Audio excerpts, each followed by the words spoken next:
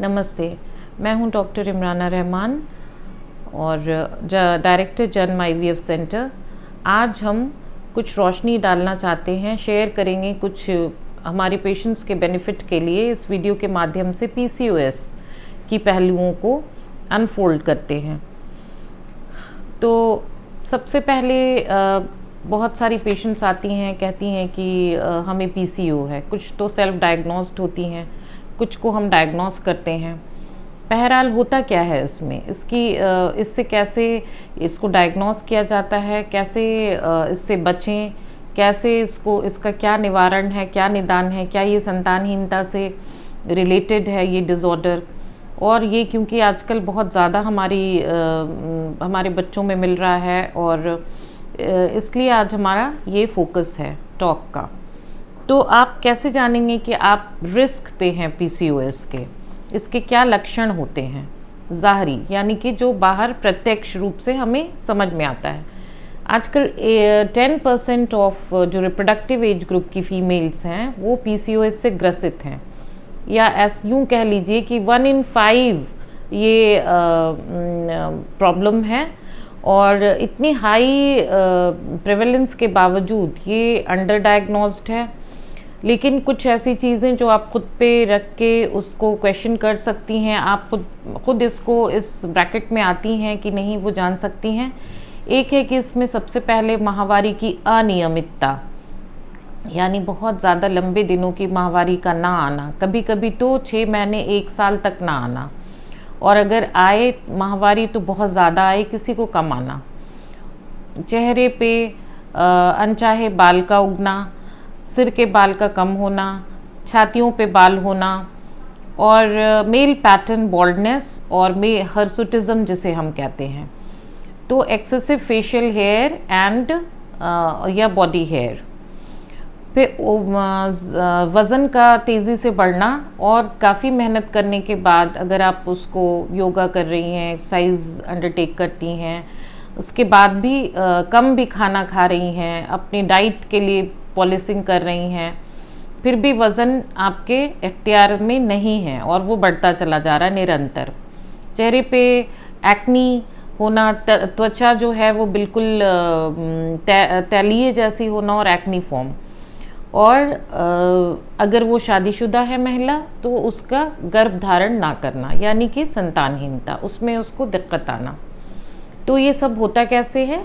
ये एक जो हमारे साइंटिफिक लैंग्वेज में कहें तो एक रॉटरडैम में एक कंसेंसस हुआ, उसके क्राइटेरिया के अकॉर्डिंग इसमें होता है कि हर्सुटिज्म एक्नी, यानी कि जो मैंने भी बताया बाल, ये जो है एंड्रोजन एक्सेस, मेल हार्मोन का ज़्यादा होना की निशानी है।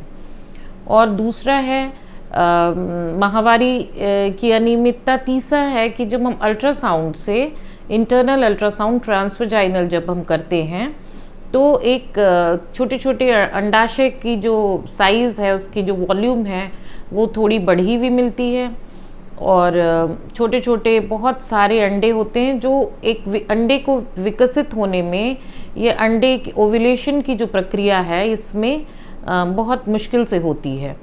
तो एक नेकलेस पैटर्न सा बन जाता है, किनारे किनारे बीड की तरह, मोती के मालों की तरह किनारे में, जब हम ओवरीज को ऑब्जर्व करते हैं।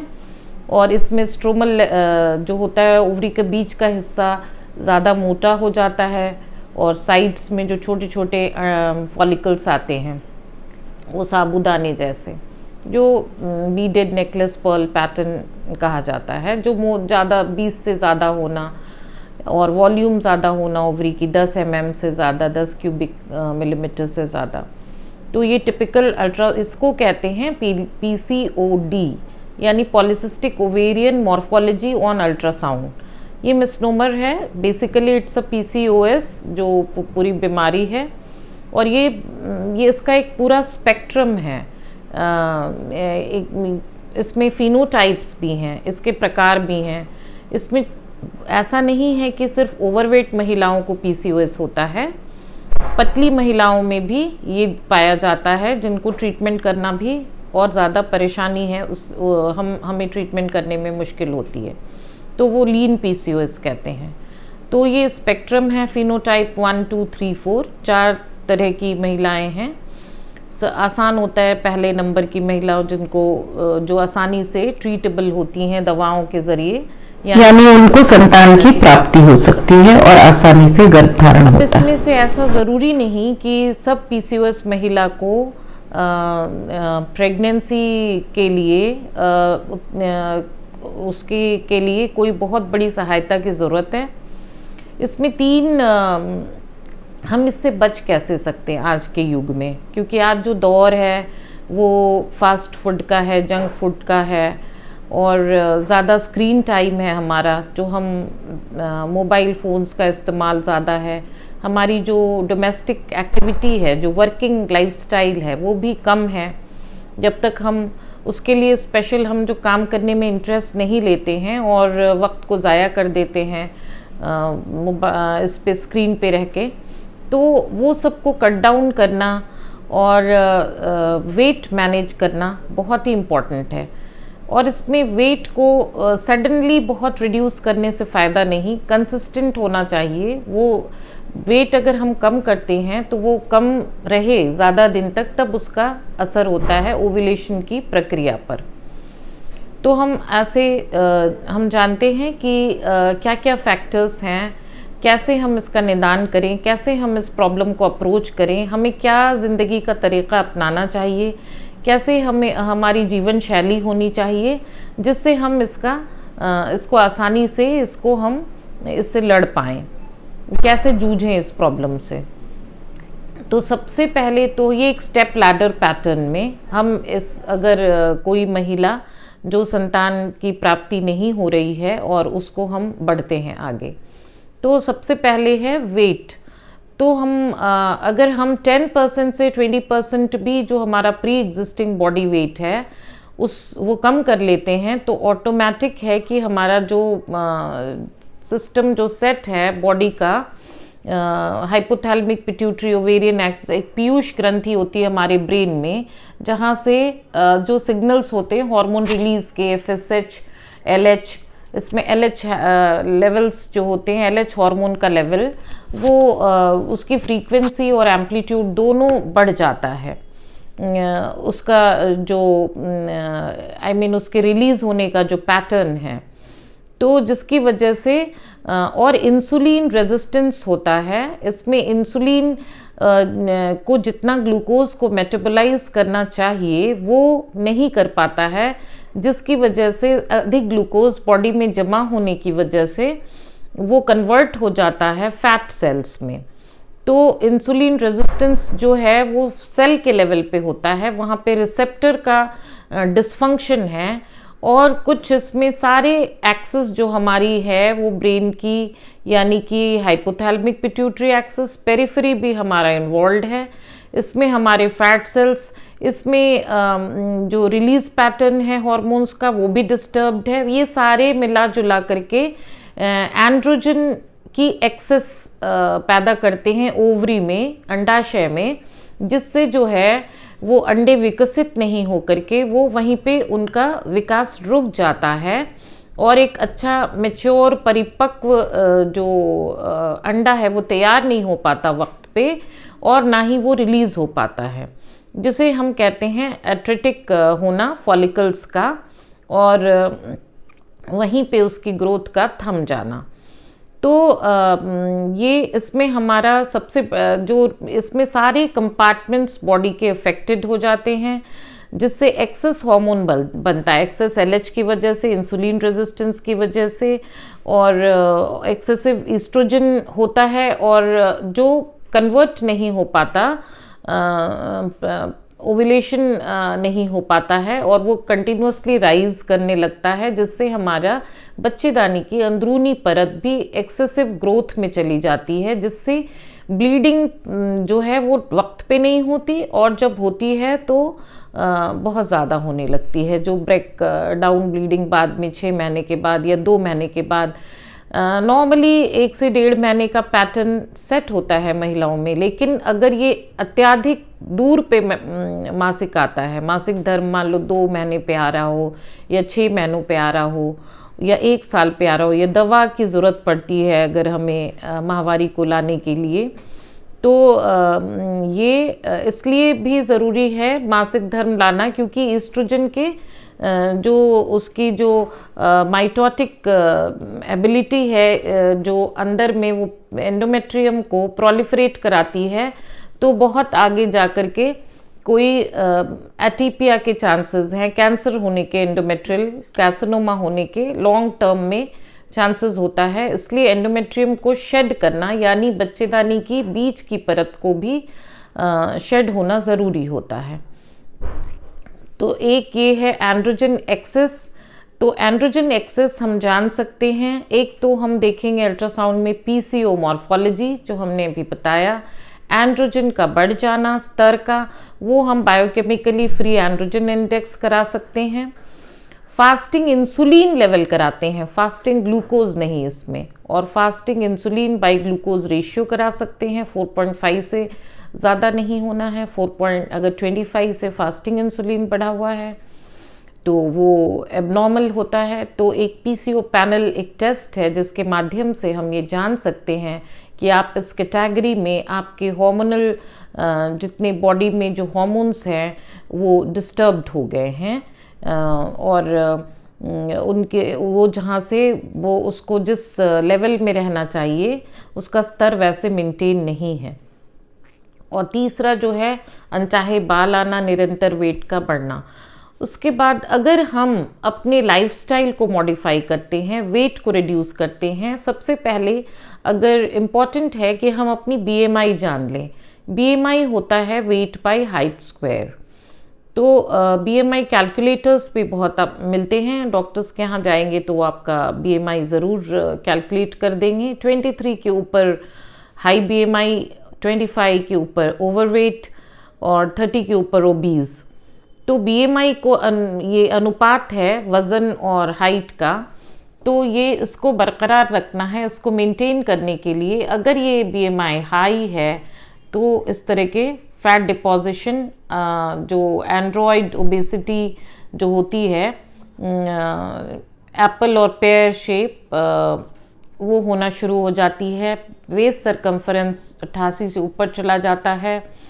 पेट में विसरल फैट हमारा जो होता है, जो चर्बी है अंदर के विसरल ऑर्गन के ऊपर, वो बहुत ज़्यादा होती है। तो वो रेजिस्टेंट फैट है, उसका पिघलना मुश्किल होता है। तो ये सारी चीज़ें डिस्टर्ब्ड होती हैं इसमें। तो पहला है कि हम अपने वज़न को कंट्रोल करें प्रॉपरली डाइटिशियन के कंसल्टेशन से, और कि वो हमारे लिए एक मिक्स ऑफ प्लान देना है। उसके लिए बैलेंस डाइट के अलावा सब कुछ हम डाइट से नहीं जीत सकते, उसमें हमारी एक्टिविटी भी शामिल होनी चाहिए।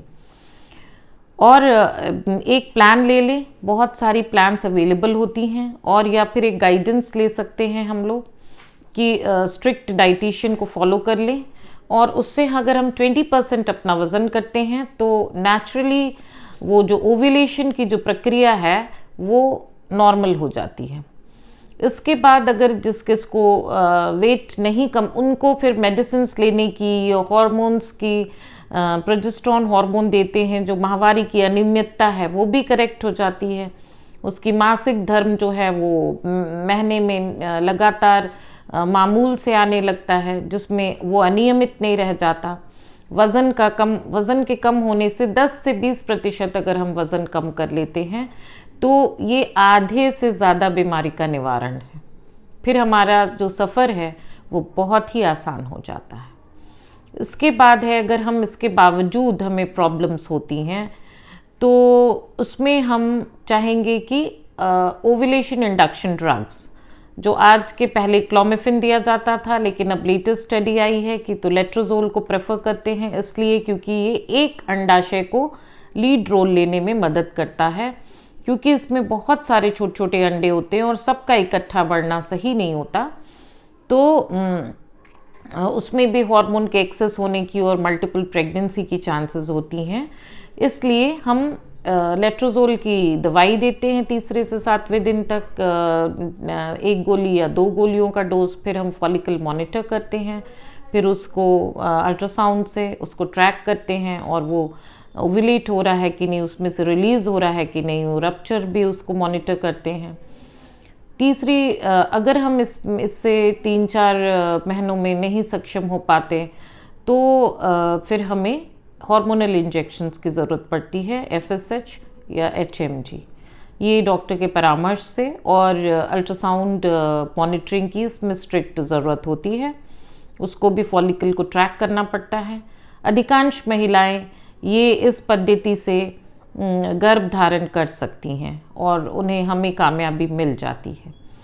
कुछ महिलाएं फिर भी वंचित रह जाती हैं।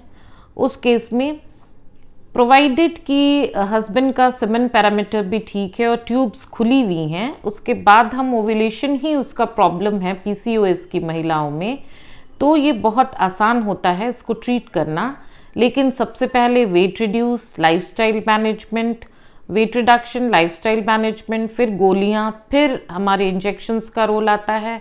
इसके बाद भी अगर दिक्कतें आती हैं, नहीं इंजेक्शंस भी फेल हो रहे हैं और माहवारी अनियमित ही रह जाती है, वेट भी एक प्रॉब्लम बना हुआ है जिसमें वो हम कामयाब नहीं हो पा रहे हैं, हमें तो कुछ तो वेट ज़रूरी है कम करना।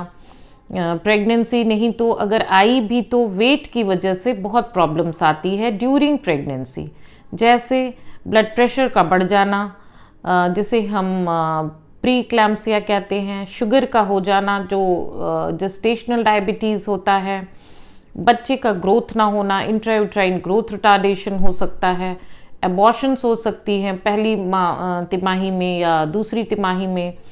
तो ये सारी चीज़ें ही इसी का एक एक्सटेंडेड वर्जन है और जो वज़न नहीं कम करने की वजह से अगर प्रेगनेंसी आई भी तो वो सफ़र आसान नहीं। तो सबसे जैसे मैंने बताया कि वज़न बहुत ही बड़ा फैक्टर है कंट्रोल करने के लिए। अगर ये 3 मेडिकेशन से हमारा 2 दवाइयों से और इंजेक्शन से हम नहीं कामयाब होते तो चौथा लेवल है लैप्रोस्कोपिक ओवेरियन ड्रिलिंग। तो उसमें 4 छोटे छेद 40 वॉट पे लैप्रोस्कोपी से बनाए जाते हैं स्ट्रोमा में, ताकि वो उसकी मेडिकल कर सकें हम लोग, उसके मेडिकली उसके हार्मोन के लेवल को कम कर सकें, ओवेरियन एनवायरनमेंट को इम्प्रूव कर सकें, माइक्रो एनवायरनमेंट को, और अच्छा सा ओव्यूलेशन को अचीव कर सकें। और फिर भी ये सबसे अगर हमें निराशा होती है, क्योंकि लैप्रोस्कोपी करने के बाद गोल्डन विंडो पीरियड है 6 महीने तक। अगर हम IUI के साथ करें या टाइम्ड नेचुरल इंटरकोर्स करेंगे और या IUI के साथ ट्राई करें 6 महीने तक, तो बहुत ज़्यादा चांसेस होती हैं कि प्रेगनेंसी अचीव हो जाए। लेकिन अगर फिर भी नहीं होता तो इसमें ये एक ऐसा कंडीशन है PCOS जिसमें IVF का सक्सेस रेट बहुत ज़्यादा है, 80 to 90%, क्योंकि इसमें बहुत सारे अंडे होते हैं और हम जब रिट्रीव करते हैं तो मल्टीपल एग्स आते हैं और फिर बहुत सारे एम्ब्रियोज बन सकते हैं। फिर हम एक्स्ट्रा एम्ब्रियोज को फ्रीज भी कर सकते हैं पेशेंट के कंसेंट से। तो ये बहुत ज़्यादा चांसेस होती है इसमें प्रेगनेंसी आने की, क्योंकि ये एकमात्र फैक्टर ऐसा है जिसमें जटिलताएं उतनी नहीं है, सिर्फ अंडे के विकास और उसके ओव्यूलेशन की प्रक्रिया जो अफेक्टेड है उसकी वजह से होती है। तो इसमें IVF का सक्सेस रेट बहुत ज़्यादा है। तो 50 to 60% महिलाएं PCOS के केसेस में बहुत आसानी से प्रेगनेंसी अचीव कर सकती हैं नेचुरली या फिर कुछ थोड़ी बहुत दवाइयों की मदद से। और कुछ ही हिस्सा जो है वो 20% ही ऐसा है जिसे कुछ हायर ट्रीटमेंट की ज़रूरत पड़ती है। ये बात हो गई हमारी उन महिलाओं के लिए जो रिप्रोडक्टिव एज ग्रुप में है।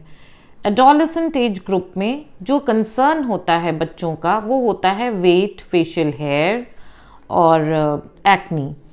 तो इसकी तमाम तर लंबी लिस्ट है, लेकिन वो सब बहुत ज़्यादा फ़ायदेमंद नहीं है। तो ज़्यादा फोकस होना चाहिए लाइफस्टाइल मैनेजमेंट और वेट रिडक्शन। और हम कुछ ऐसी हार्मोनल दवाइयाँ देते हैं जैसे डायन 35 जो कील मुहासों को और हेयर ग्रोथ पैटर्न को भी, वो ओरल कॉन्ट्रासेप्टिव पिल है और वो स्पेशल पिल है। तो उसमें जो उसका कॉम्पोजिशन है वो डिफरेंट है, हॉर्मोन्स उसमें डिफरेंट हैं। तो ये बड़ा अच्छा वर्क करता है और माहवारी को नियमित करने के लिए। और अगर ज़रूरत पड़ी तो 2 ग्रुप की दवाएं हैं। किसी को अगर इंसुलिन रेजिस्टेंस ज़्यादा आया है, हम पीसीओ पैनल कराते हैं, तो उस केस में मेटफॉर्मिन ऐड कर सकते हैं। और जो लोग कभी पेरिफेरी के डॉक्टर परेशान हो जाते हैं कि हम मेटफॉर्मिन जो शुगर की दवाई है वो क्यों चला रहे हैं, ये इंसुलिन रेजिस्टेंस को कम करने के लिए होती है। तो वो 500 मिलीग्राम दिन भर में 3 दफ़ा या 2 दफ़ा देने की ज़रूरत पड़ सकती है। ये बहुत कारगर है। और एक डीकाइरोएनोसिटोल और मायोनेसिटोल नाम की जो दवाएं हैं वो भी बहुत फ़ायदेमंद साबित होती हैं ऐसी केसेस में जिसमें माहवारी बहुत कम आती है, आ ही नहीं रही है और सब चीज़ को रीसेट करना है हमें, पूरे बायोलॉजिकल क्लॉक को hypothalamic pituitary axis ovarian axis से जो तालमेल है, जो क्रॉस टॉक है between ovary and the brain, Piyush ग्रंथि, पिट्यूटरी, और फिर उसका असर जो यूट्रस पे होता है, ये सारी चीज़ की रिदम को वापस से सेट करने के लिए हमें कुछ मेडिकेशंस की ज़रूरत होती है। तो ये एडोलेसेंट एज ग्रुप में यूजुअली हम ये पिल्स देते हैं, ओसी पिल, जिसमें या तो स्पाइरोनोलैक्टोन मिला रहता है या डेसोजेस्ट्रल और ईस्ट्रोजन होता है, और ये बहुत ही कारगर है। मेंस्ट्रुअल साइक्लिसिटी हो जाती है, पैटर्न सेट हो जाता है और उसकी कोई साइड इफ़ेक्ट्स जो है आगे जा कर के बच्चों को उससे ये रोक देता है। तो ये एडोलेसेंट पीसीओ के केस में इम्पॉर्टेंट है। तो थैंक यू। हम इस तरह के बहुत सारी सीरीज़ बनाएंगे छोटी छोटी जो रिप्रोडक्टिव प्रॉब्लम्स को लेकर के, और आपको अपडेट करते रहेंगे नेक्स्ट वीडियो में।